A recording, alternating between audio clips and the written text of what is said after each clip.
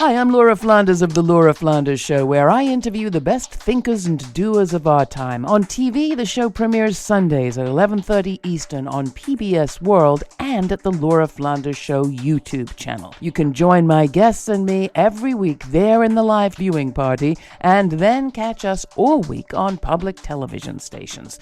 Prefer to listen? Find us on a radio station near you or subscribe to the free podcast. You'll find listings and ways to subscribe at lauraflanders.org. That's also where you'll receive my regular commentaries. I call them the F word. Here's this week's. The Russian invasion of Ukraine has a lot of people thinking about authoritarianism. It's sometimes referred to as strongman rule, but it's not exactly that. Those strongmen in authoritarian regimes are propped up by a whole nation of people who are willing to snitch on their neighbors. In Russia, egged on by Vladimir Putin, schoolchildren, teachers, and storekeepers right now are getting arrested, denounced by fellow schoolchildren, teachers, and shopkeepers. It's reported as horrifying when it's happening in Russia, but just how different, really, is Texas today?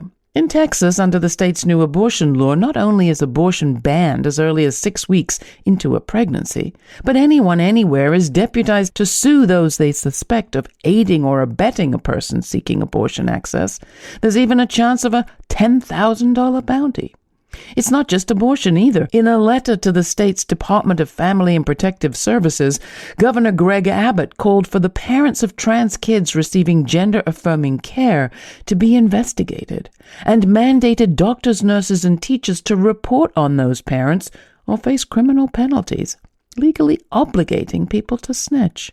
Similar bills have been introduced in Idaho, Oklahoma, Florida, and other states are following suit. Not only is abortion care likely to be banned in 26 states after June if the Supreme Court decides against choice, but snitching is going to be rampant.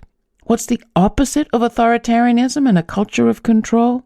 Democracy and dissent. A majority of Texans, when polled, support keeping abortion safe and legal. State court judges who are elected, not appointed, have refused to investigate the parents of trans kids.